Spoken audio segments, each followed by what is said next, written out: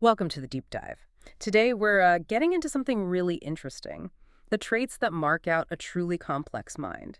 You know, the person who thinks differently connects things maybe the rest of us don't see right away. Yeah, and we're looking beyond just like standard IQ tests here. Hmm.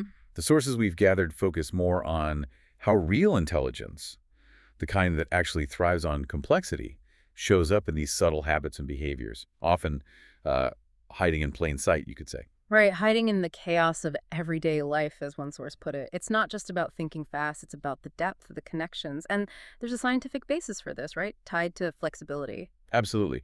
Research points pretty clearly to cognitive flexibility being key. We're talking about the ability to link seemingly unrelated ideas, pivot quickly, dive into really complex stuff without getting lost.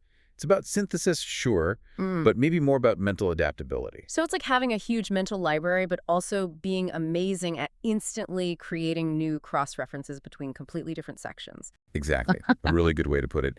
And, well, that takes a lot of processing power. Some research even suggests that an intelligent brain responds more deeply to sensory input on a really fundamental level. You're not just processing fast, you're processing more profoundly. Okay, so let's unpack this. Our mission today is to break down 11 specific signs that this kind of complex mind is operating. And we really want to hit on that duality, why some traits that might feel like a bit of a burden, like, say, constant overthinking, Hmm. are actually potentially superpowers for success if you know how to channel them. Hmm. Let's start where things often get tricky first, socially. Sign number one is this deep craving for meaningful connections, which often looks like a real dislike for superficial chat. Yeah, it's this interesting split, isn't it? Because deep thinkers often have high emotional intelligence, high self-awareness. But the research confirms they tend to see small talk as, well, mindless, maybe Mm. superficial, and definitely draining. Okay, but here's a thought. Isn't some small talk just necessary? Like if you're in a new job or networking, if you completely avoid it, isn't that still a practical hurdle, even if you have great depth underneath? That's a fair point. The way the sources frame it, it's less about a lack of skill and more about cognitive prioritizing. Yeah. The complex mind sees small talk as kind of low return on investment for their mental energy. Ah, okay. If your brain's already juggling 50 complex ideas, Hmm. spending energy on, whether chat feels inefficient. So they save that social energy for people they really trust or connect with deeply, where the exchange feels substantial. Got it. So it's an efficiency thing, not necessarily a social failing. And that drive for depth, it connects nicely to the next sign, asking lots of questions. Oh, definitely. And it's such a powerful tool. Sometimes people think asking questions means you don't know something, but for the deep thinker, it's about probing deeper. They're constantly checking assumptions, looking beyond the surface answer. And there's a productivity angle too, right? We saw that study suggesting asking questions boosts motivation, not just for you, but for a team, because it clarifies the why. Exactly. It injects purpose. Yeah, When the complex mind understands the purpose, they're engaged. right. Now let's talk about the flip side of this complexity in social settings, the potential for conflict, or at least friction.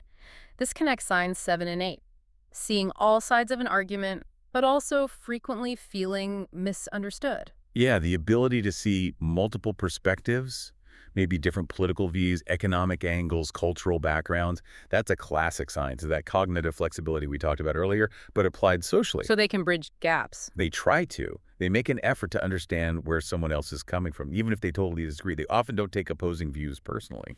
But then, why the feeling of being misunderstood? If they're so good at seeing other perspectives and often emotionally intelligent. It seems to come down to emotional expression, or the lack thereof. The sources suggest they regulate internally. They process the feeling, analyze it, rationalize it, all inside their head, Before showing it. pretty much. They feel things deeply, but it might not show vividly on their face or in their immediate reaction. And that difference between their intense inner state and calm exterior can confuse people who expect more outward display. So the advice to maybe verbally state your feelings like, hey, I don't always show it, but I'm actually really happy about this, is basically giving people a little map to your internal landscape. Exactly. It helps bridge that gap between the deep internal processing and what others see on the surface, providing context. Okay, let's shift gears from the social world to the inner workings. What's actually happening inside that complex mind? Starting with sign 2, having a unique, often nonlinear thought process. Right. The contrast is often drawn with, say, more linear thinking A leads to B leads to C. The complex mind is described more like a myriad of a million things happening at once. So less like a straight line, more like a web. Precisely.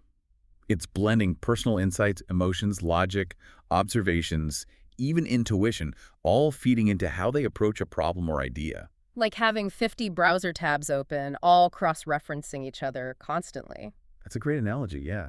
And this way of thinking, this nonlinear approach, it can be incredibly innovative, a real superpower for finding solutions others miss. But it can also require serious discipline to manage, especially in very structured environments, like maybe a traditional corporate job. Makes sense. And a big part of that internal process has to be introspection, right? Sign number 3, the tendency to analyze yourself. Oh, absolutely. Self-reflection, seeing your own patterns. This might take years, even decades, for some people to really get a handle on.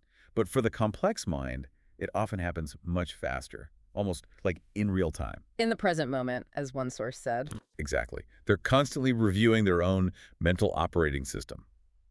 And the benefit is huge, especially professionally. They can take uncomfortable feelings, frustration, maybe failure, even just surprise, and use them as immediate data points. Go level up quickly. Yeah, it becomes this continuous internal feedback loop for improvement. And this kind of deep processing also leads to sign 4, being comfortable with paradox, holding seemingly opposing ideas at the same time without freaking out. That's a real marker of cognitive sophistication, isn't it?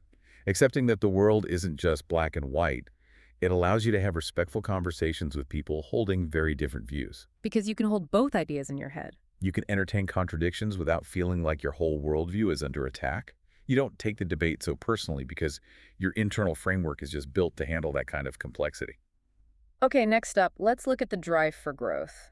This combines a couple of signs being drawn to challenges, that's sign 6, and being curious about, well, pretty much everything, sign 11, seeking stimulation.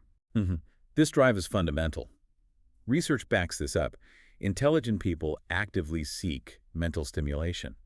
They tend to avoid mindless stuff, repetitive tasks, or maybe superficial gossip, because they'd rather spend that time wrestling with difficult problems or learning something new. So curiosity isn't just a personality quirk for them, it's actually a tool they use for constant development. Their comfort zone is maybe less comfortable for them. Or at least just a starting point, not a destination. They see it as something to push against. When they hit a roadblock, their instinct is often to lean in, not back away. And that ability to learn quickly helps them adapt. Hugely. Their processing speed lets them pick up new information rapidly, which makes them really valuable in fields that change fast or require innovation. Speaking of innovation, that brings us neatly to creativity sign 10, the idea that complex minds are incredibly creative. Yeah, creativity and intelligence really seem to be two sides of the same coin here. It's about thinking outside the box, thinking abstractly. And importantly, it's not just about like painting or writing music. Right. It can be about creative problem solving, designing new systems, having really abstract arguments about life, or just finding ingenious ways to organize your daily routine. It's about integrating that brilliance into everything. But now we get to the other edge of the sword, the trade-off, the potential downside of this high-powered brain. Sign number 9. You're always thinking. The brain just doesn't seem to switch off. Always unpacking, reflecting, analyzing. And yeah, often overthinking. This is really where that superpower can start to feel like a burden. That constant mental churn often tips over into worry. And studies do link this tendency, the constant analysis, the rumination with anxiety. And it's not just day-to-day anxiety, is it? The sources mention potentially broader mental health concerns too. Unfortunately, yes.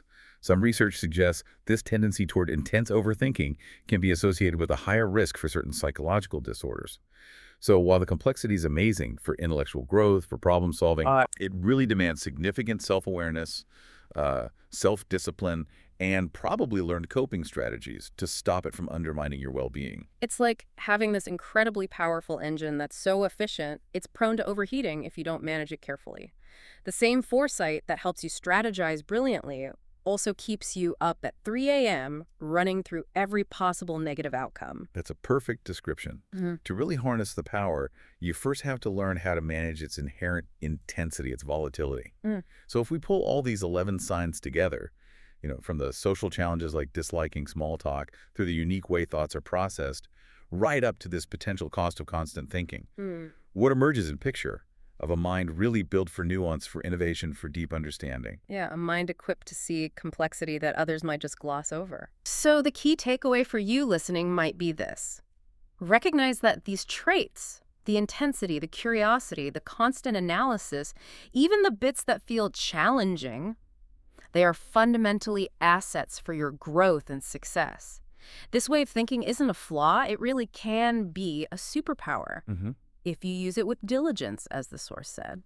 Which leads to a really crucial follow-up thought, building on that trade-off we discussed.